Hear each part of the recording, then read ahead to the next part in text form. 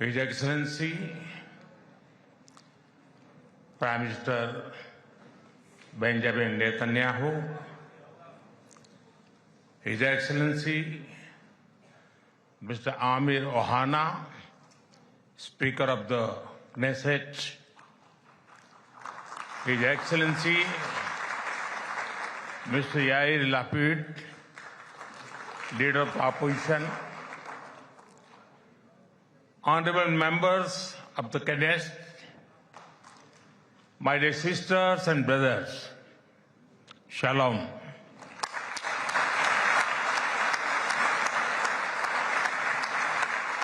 Namaste.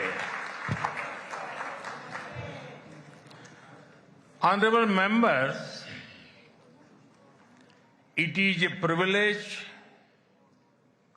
and an honor for me to stand before this distinguished House. I do so as the Prime Minister of India and also as a representative of one ancient civilization addressing another. I bring with me the greetings of 1.4 billion Indians and a message of friendship, respect, and partnership. I thank you, Mr. Speaker, for your kind invitation and for your wonderful gesture of lighting up the Knesset in Indian colors. Your visit to India 3 years ago was the first by a Speaker of the Knesset, and thanks to you, I am the first Prime Minister of India to address this august gathering.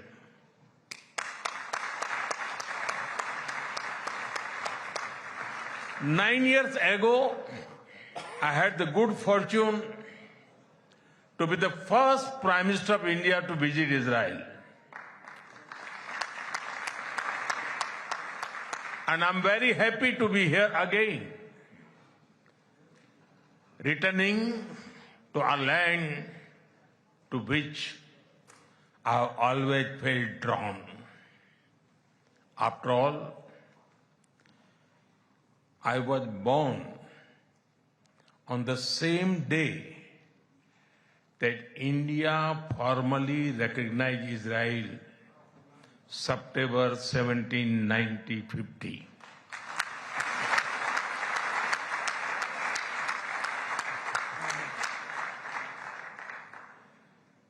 Honorable members, I also carry with me the deepest condolences of the people of India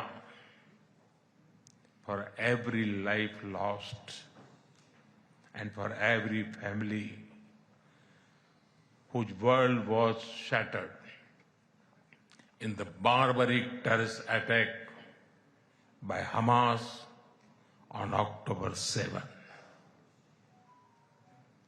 We feel your pain. We share your grief. India stands with Israel firmly, with full conviction in this moment and beyond.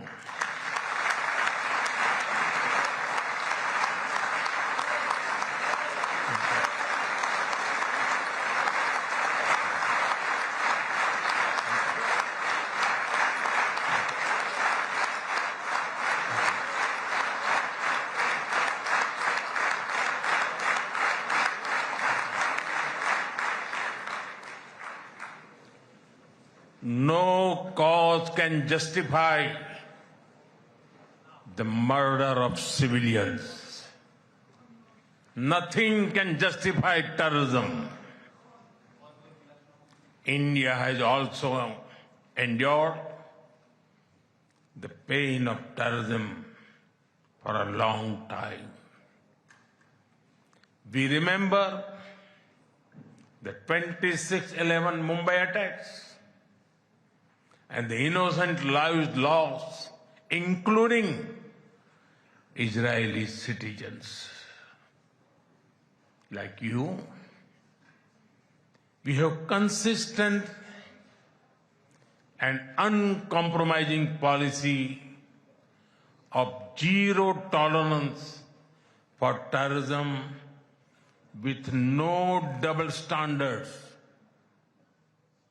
Terrorism aims to destabilize societies, to block development, and to erode trust. Countering terrorism requires sustained and coordinated global action because terror anywhere threatens peace everywhere. That is why India supports all efforts that contribute to durable peace and regional stability. Some years ago, when you concluded the Abraham Accords, we applauded your courage and vision. It was a moment of new hope for a long troubled region. Since then, the situation has changed significantly. The path is even more challenging. Yet, it is important to sustain that hope. The Gaza Peace Initiative that was endorsed by the UN Security Council offers a pathway.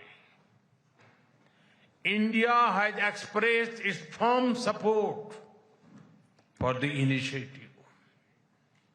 We believe that it holds the promise of a just and durable peace for all the people of the region, including by addressing the Palestine issue. Let all our efforts be guided by wisdom, courage, and humanity.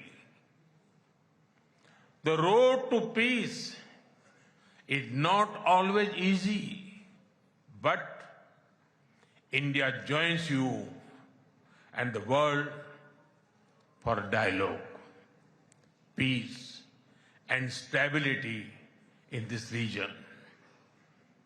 Honorable members, in India,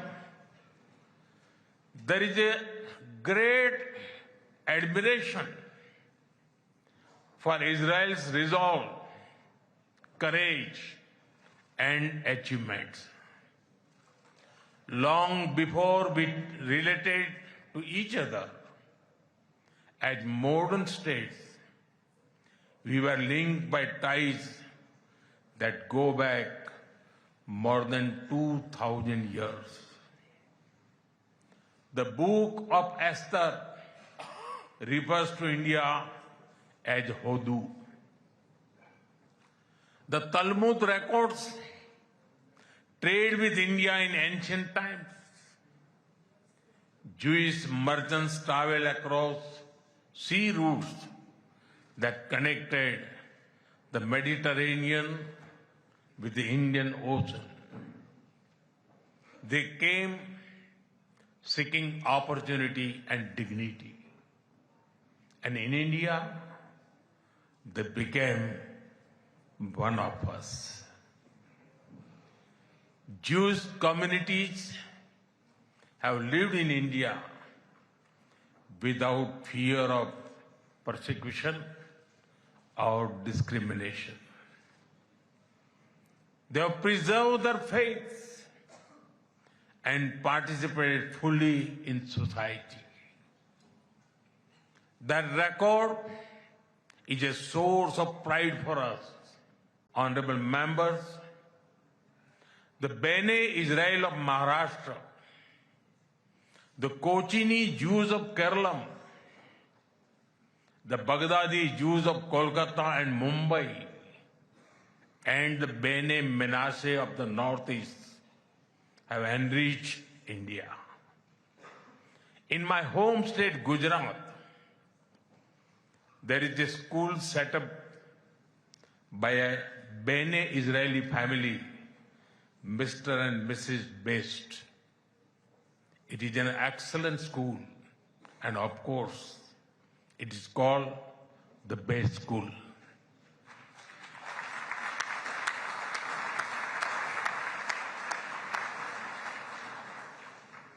Edwin Myers gave shape to the film's division of India and was towering figure in the history of Indian cinema.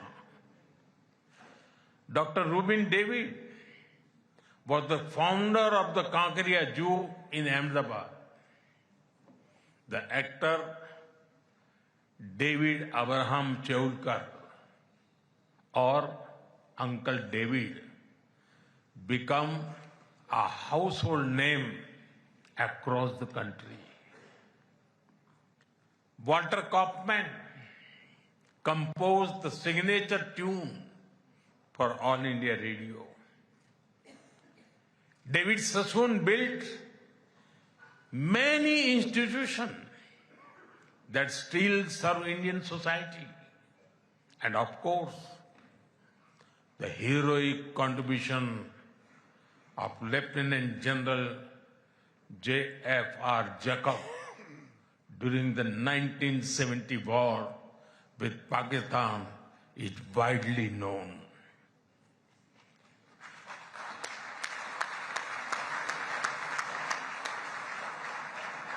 I had the honor of working closely with him after his retirement. We discussed India-Israel relations, among many other things, over many cups of tea. There have been countless others whose contributions are woven into India's rich fabric of life. Honorable members, there was movement from India to Israel too, when many Indian Jews migrated to Israel in the mid-20th century. Today, a vibrant Indian origin Jewish community lives here. They are contributed to the building of modern Israel in laboratories and hospitals, in classrooms, and also on the battlefield. They hold firmly that Israel is their fatherland and India their motherland.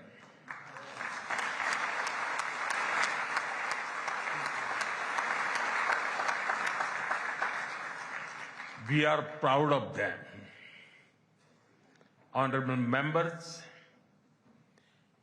India's connection to this land is also written in blood and sacrifice.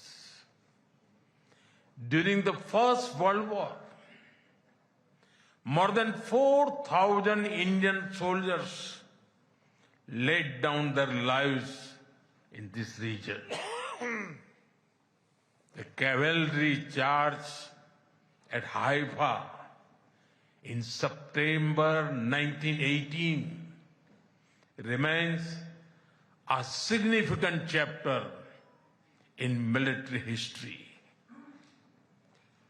Major Thakur Dalpat Singh, remembered as the hero of Haifa, symbolized the shared history.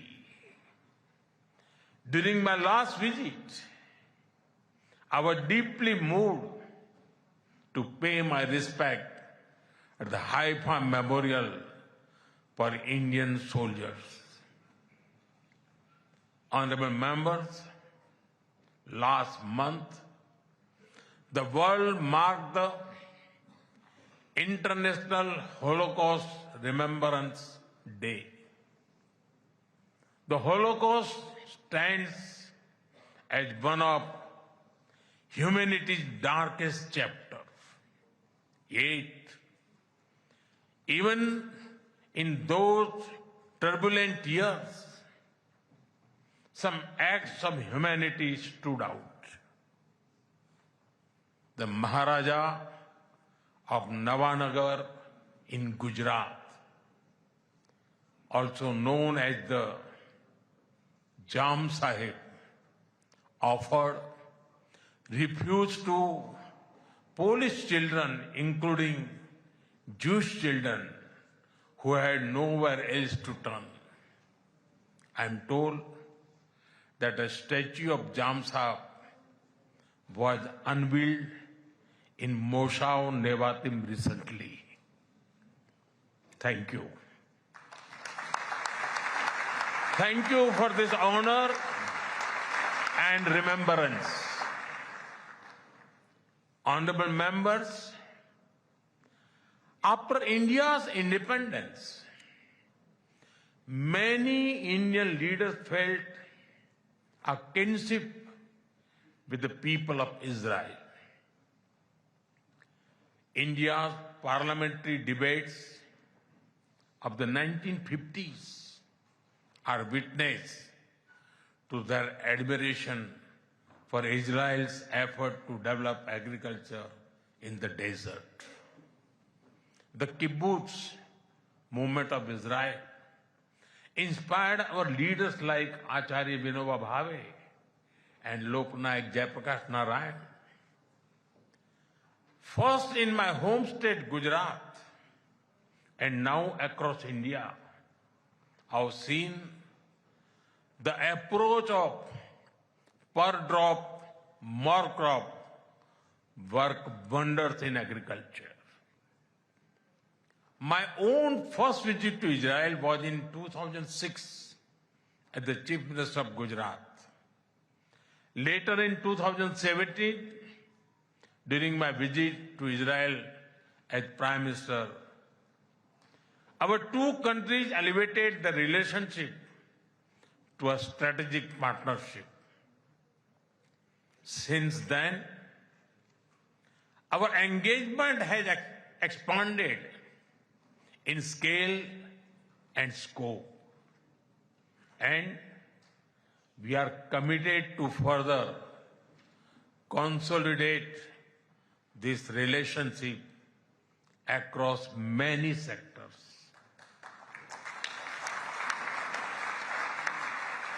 Honorable members, for the last few years, India has been the fastest growing major economy in the world. Soon, we will be among the top 3 economies globally.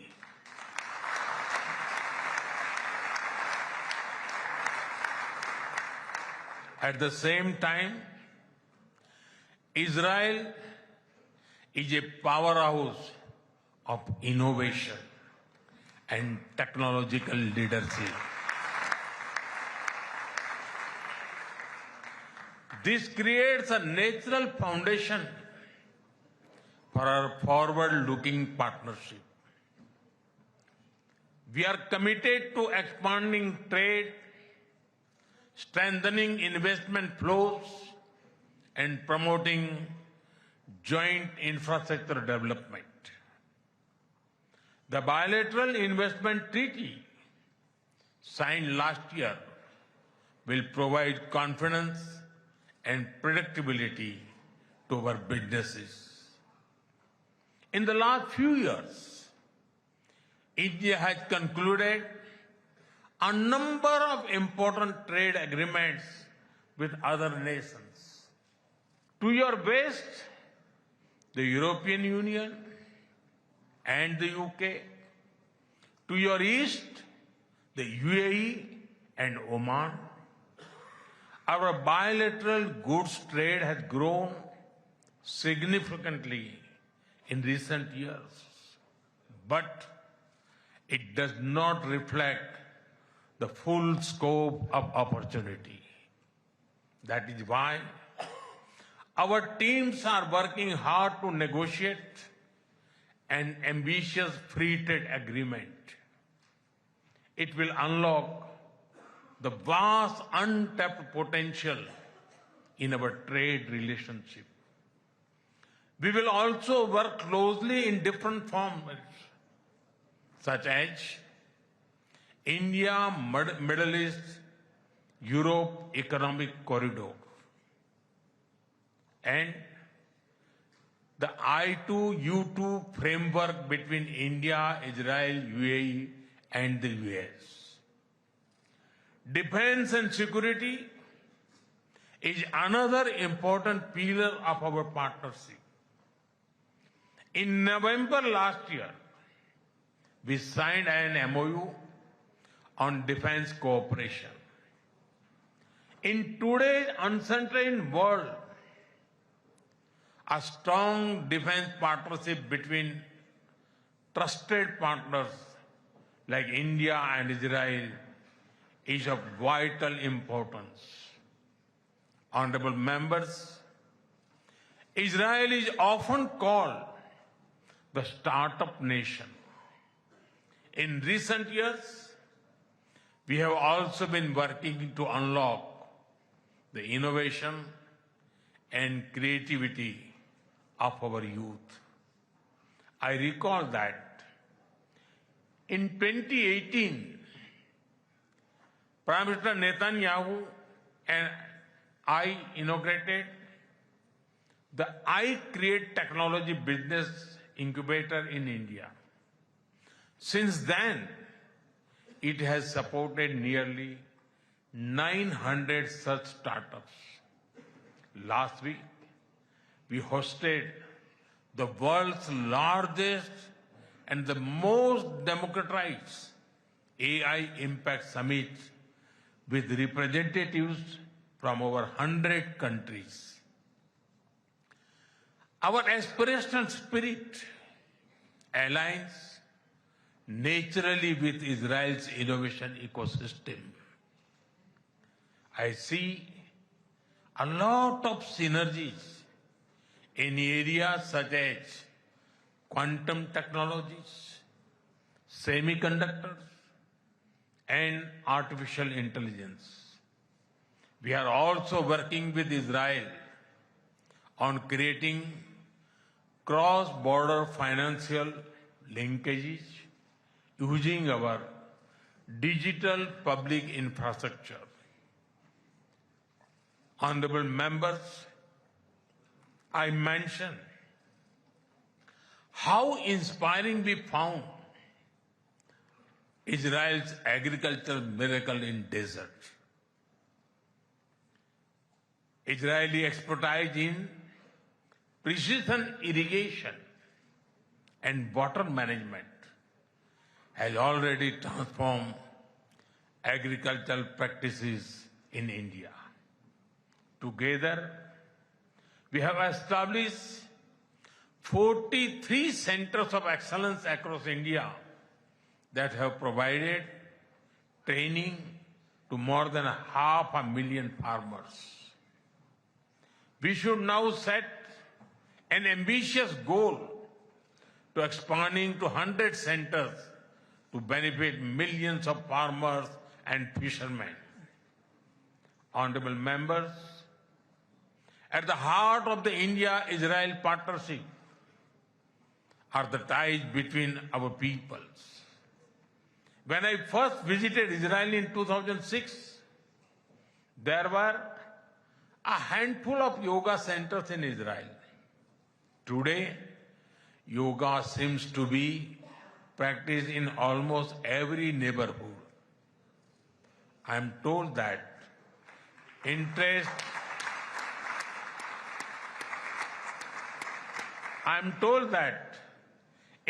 in Ayurveda is also growing in Israel. I invite more and more young Israelis to travel to India.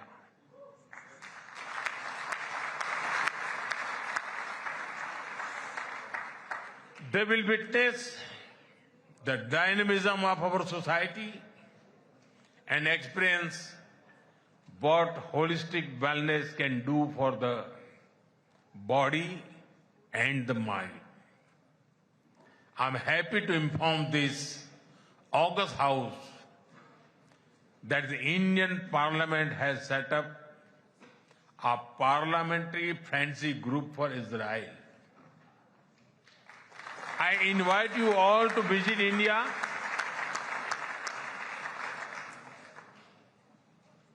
and look forward to having more exchanges between our members of parliament.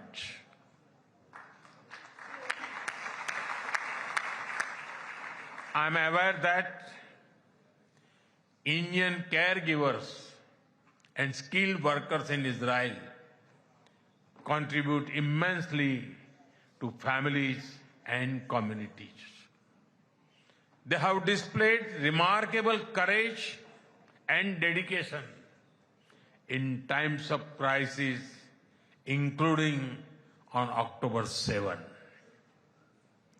We are proud of them.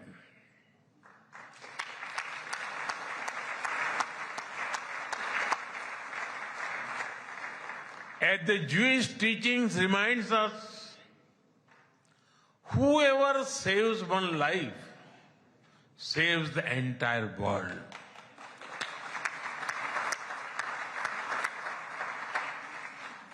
Their service reflects the strength of the human bonds behind our cooperation. We will continue to facilitate the movement of workers and professionals across sectors that benefit both of our nations. Honorable members, we are both ancient civilizations, and it is perhaps no surprise that our civilizational traditions also reveal philosophical parallels. In Israel, the principle of Tikkun Olam speaks of healing the world. In India, Vasudhaiv Kutumbakam affirms that the world is one family. Both ideas extend responsibility beyond immediate boundaries. They ask societies to act with compassion and moral courage. Judaism emphasizes halakha, guiding everyday conduct through law and practice. Hindu philosophy speaks of dharma, the moral order that shapes duty and right action. In both traditions, ethical life is lived through action and faith is expressed through conduct. There is an enduring similarity in our festivals as well. You celebrate Hanukkah with the warm glow of candles, Around the same time, we celebrate Diwali, the festival of lights, with the gentle radiance of lamps. Soon, India will celebrate the festival of Holi, filled with happiness and color.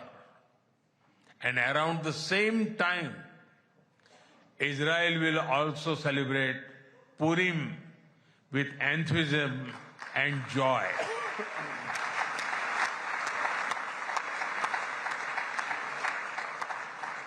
Honorable members, our shared ideals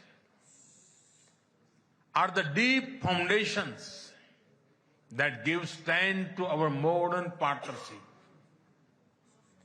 We are democracies shaped by history and focused on the future.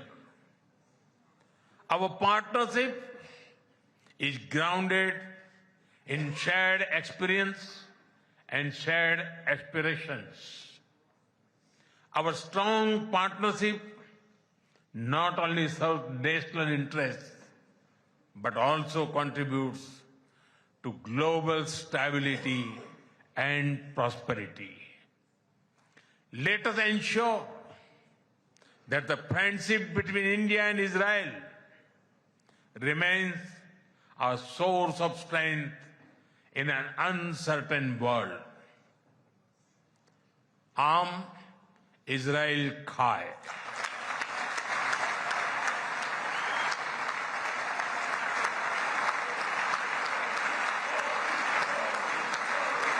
Jai Hind. Thank you.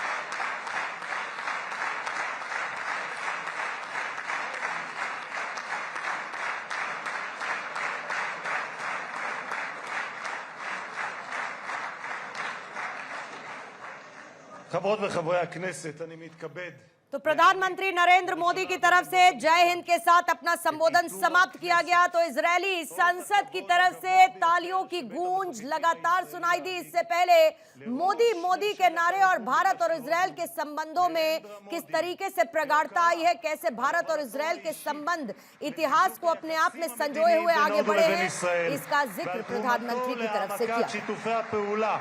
בתחומי הביטחון, הכלכלה, החקלאות, החדשנות, הטכנולוגיה ועוד. מנהיגותו, כפי שיכולתם להתרשם כולכם, מבטאת ידידות אמיצה ומחויבות לשותפות ארוכת טווח, המבוססת על ערכים משותפים ואינטרסים משותפים בין שתי המדינות. בבקשה, אדוני.